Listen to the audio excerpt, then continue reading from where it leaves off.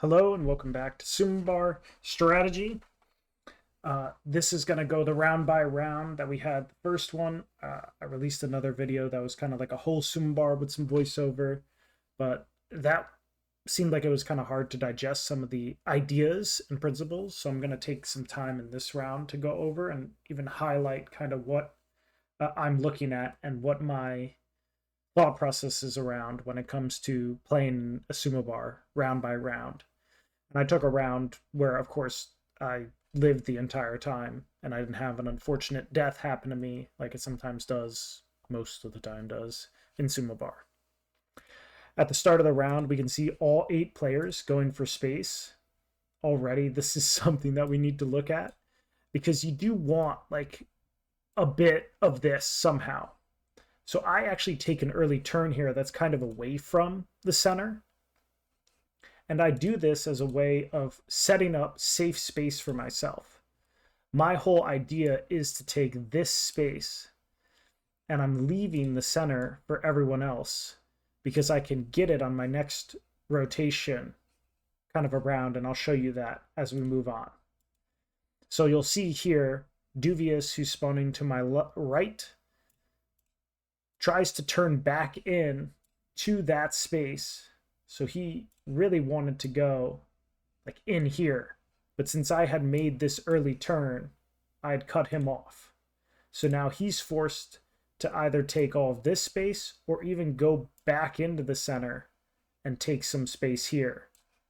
Ideally, his movement would be a reverse triple in, setting up space here, coming back out, and taking this. And that would be his space for the round. For me, my space is kind of going to look, since I didn't go to the center, a bit more outside of the zone. I'm going to place a bit more tail here. And I might even reverse my space. We'll see how it plays out. But these are some of the ideas. I want to find safe space and organize it. So right now, even in the first second, I made a decision like this is how I want to play the round. And I'm sacrificing some center space to get some of this safe space on the edge. So the round plays out. I'm even checking behind me. This is an important check because I'm worried about this as a potential entrance into my space. If Nona wanted to wrap around, or if Duve wanted to wrap around, that's the time they could have. So I glanced backwards. You could also do this forwards, but that's just something to be aware of. People could come into your space. And now I actually even use it as a way to gain some outside space. I'm going to keep using this. This is fun. I get this outside space. I might do whatever I want with it, but that way I don't mess up any of this inside space, because this right now is the premier space. As the zone shrinks in, I need to make sure that this stays empty. And right now, my eyes are actually still towards that center. I see all of that good space right now, and I want to find a way to make the rotation. Duvius also seems to be pointing his cycle kind of towards the center here. So I'm going to make sure he can't come around and interrupt me. Wait, let's delete all that. So I put that line there for that reason. So now he makes his way into the center, as you can see. And his line's starting to clear. And it's important we look at tails, because as these clear, cycles have a gray area that'll happen. I'll show you where that is. Right here. Right now, there's this like murky gray area where either of us could turn in or turn in these directions or even in these directions. We have a bunch of options here. And so this is now another result. I decide to shoot in to try to take the center, and so does Duvius. And it's important in Sumo Bar to play your life. Like, let's say you get into this situation where you're very close. Some people might be tempted to turn right here, as if though that's like the thing to do. But in Sumo Bar, you don't need that. You don't need a dog fight to beat somebody. You just need more center space than them over time and to have a good rotation on them in terms of attacking.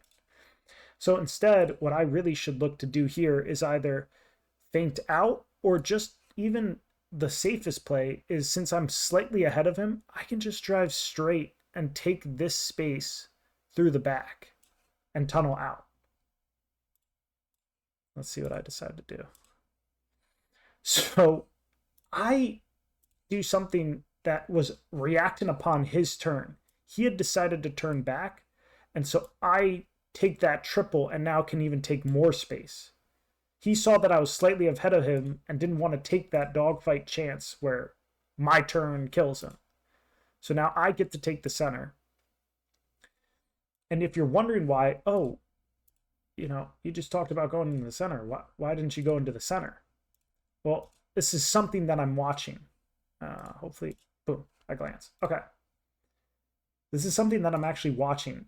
I just laid down all of this wall. That's fresh wall.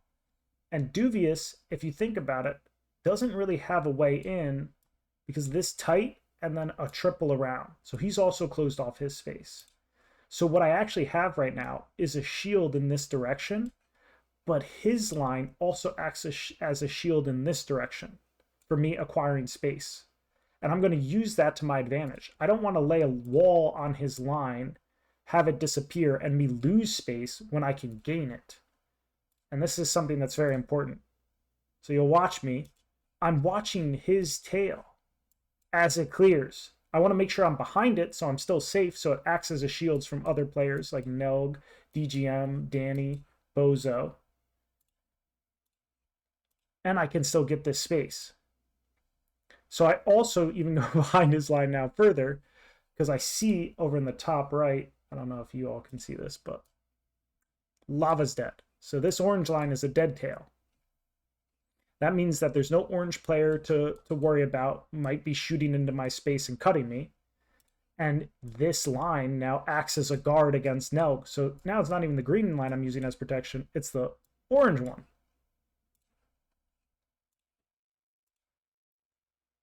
So I get even closer, push my walls. This is a micro mechanic that's kind of important. You kind of push your walls as close as you can. You don't need to try to perfectly turn this or turn this early. You could cause a death here on that corner. So I play it safe and turn a little bit later. And take as much space as I can by touching walls. I should have touched Danny's wall there. I should have, but I didn't. So just playing it safe. And then here now I have to watch Mr. Duvius. If he comes to attack me, he's going to want to shoot in between the gap of my tail and me. I want to make sure that all of this space that I just acquired is kept pristine and uncuttable by the likes of him. That's why I make this early triple. And since I see him even further away now, right? He's not here. He's not in danger of cutting me. I kind of even wait for this to catch up to me here, my tail. So I can even gain some more space, make it clearer.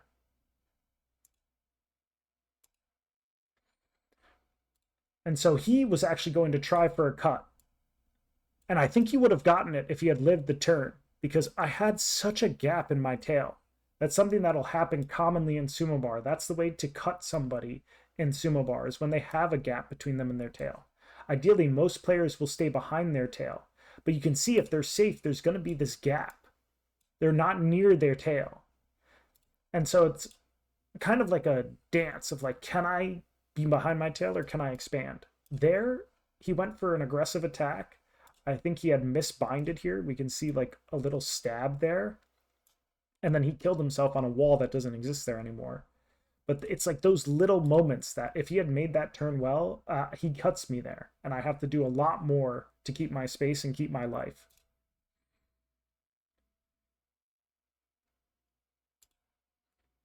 Here's another example. We can see Nelg. Oh,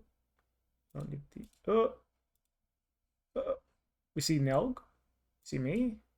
See this gap could become uncertain. So I just stay safe. I stay away from Nelg. He stays away from me.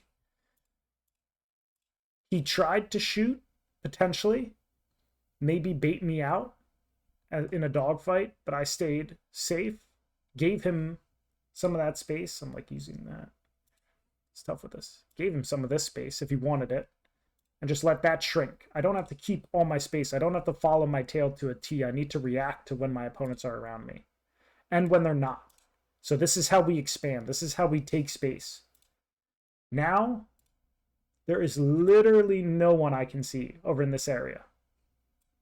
And so what does that mean for space?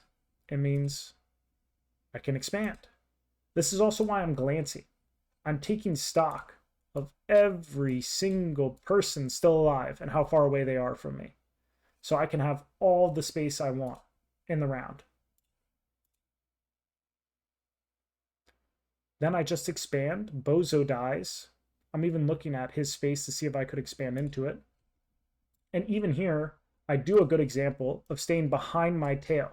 Now it's really difficult for Nelg to cut me if he wants my space.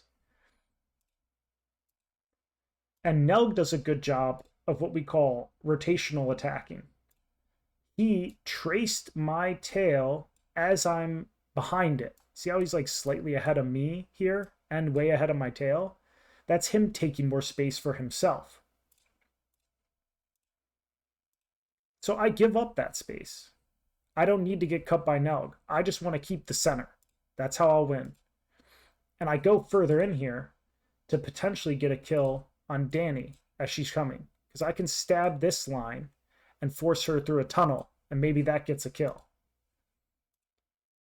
So I stab. I got a bit too close there, honestly. That's a very aggressive play. I don't need to get that close. I could have just given her that much space. But you can see I used a good amount of rubber. 3.7. Well, I don't know how much it was, but I got it up there. Hit it for a stab. And I'm just expanding my space. This is what I mean. I'm keeping my tail towards the edge of the zone. You see the edge of the zone here? Like that's where most of my mess should be. I want it to be very clean inside this space. And you can see that there's like two things and not that much. That's what we're looking to do. Keep it clean. And if you see something here, it's like we had again in this video. This is a laid line by Danny. That should mean it's safe. But I think I lay my line over it. I could have just reversed my space, but I just kept it. I think it's round winning. Nelg dies.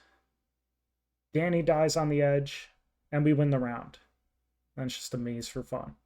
But hopefully that kind of gives you some information that's digestible for how to play around in Sumo Bar and get some ideas about how to rotate, how to attack, how to keep space, how to live, and what'll help you maximize the amount of points you get in a round and keep you alive longer.